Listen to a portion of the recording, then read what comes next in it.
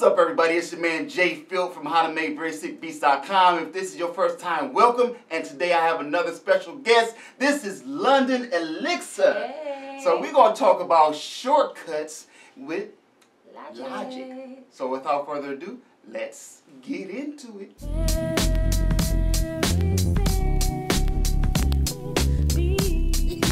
Okay, so usually when I start my beats, I have like a 4-bar loop for the sounds that I want to use on my hook. So we'll just go ahead and double click to get into the editor mode. And when I'm using my keyboard shortcuts, I usually use them to edit. So the first one we're going to do is highlight everything in this edit mode. So Command A is to highlight everything. And we're going to use Q to quantize. So that just snaps everything to the grid. And I'm quantizing with the 16th note. You could change it to triplets or whatever you want to use. So now that everything is quantized, I want to also make all of my notes the same volume. So this is where I would use Option Shift. So when you hold Option Shift, it keeps everything the same, whatever change you make. So I'm changing the velocity of these notes. So I'm holding Option Shift, and then I'm going to change like what the velocity is. So as you can see, it's making everything the same. Also, say I wanted these notes to all be the same length, because they're kind of choppy notes, so we don't need them too long or too short. I would just hold Option Shift while I drag, and you can see it's going to make them all the same length as well. So let's say set them there. The next keyboard shortcut I'm going to use is Option. So as you can see, I missed my first chord on the 1. So I'm going to highlight these 3 notes. Oh, I'm holding Option only, not Option Shift. And just drag them over. Drag them over. There we go. And it did not do it. So Command R is to repeat. And then you can drag them to where you want them. But Option usually will let you drag, and it'll keep the original as well. So let's get out of there, and we could play this pattern. And as you can see, it's quantized to the correct note. Okay, so those are the first editing keyboard commands. Okay, so the next thing I'm going to do is trim this extra piece off of this region because we don't need it. I'm trying to get this to end at the end of this 4 bars. So I'm going to set the playhead to where I want to trim, and then use the keyboard shortcut Command T, and that will set it aside. And now that it's set aside, I could delete it because I don't need it. So say you're trimming things and you accidentally didn't mean to trim something somewhere, you could easily like rejoin it by Command J. So that'll join it back together. So let's get rid of that right now and get into some arrangement. So now that everything's where I want it, because I've already done all the quantizing of the other elements, we could play.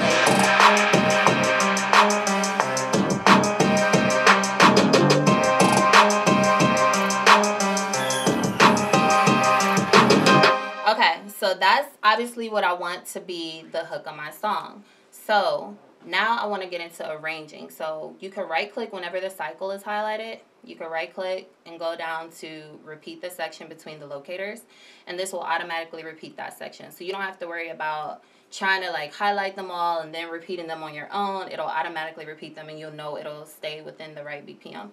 So I'm going to create an intro. So for this song, I think I will only want these at the beginning.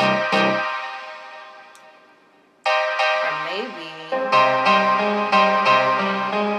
a better intro. So I'm using solos to choose what I think would sound cool. I think I'll keep the crash in there, and then we'll have the reverse crash and the transition to go into the hook. So since I'm not using any of these, what I'm going to do is highlight them and use the keyboard shortcut Control M to mute them. So I missed a couple. And Control M will just mute those regions. So now when you unsolo, everything that you don't want won't be played. So that creates your intro. And then you could go back and delete them later if you want, but sometimes when you're arranging, you don't want to get rid of things because then you'll have to go back and copy and paste. So you could just mute the regions in the meantime. So now that that's done, we have our intro. And another good tip is to mark everything that you're doing. So if you hit this blue button right here, it creates the markers. You double click and say like, this is my intro. You can label it. And then right here, I'll add a new marker, label that the hook. So that's how that goes. And then once you get into your further arrangement, say this is what I want for my verse. These are all the sounds I picked out, but I don't want them all to play at the same time. So I'll use the same right click, repeat the section between locators, and then Control M to mute like what I don't want to hear at first. So those are pretty good keyboard shortcuts to get into your arrangement. So once you start arranging things, say you don't want this like whole section, you only want this part of the loop, and you only want it to play like right here, you could set your playhead and then use the semicolon command, and it'll snap whatever you have highlighted to that playhead position.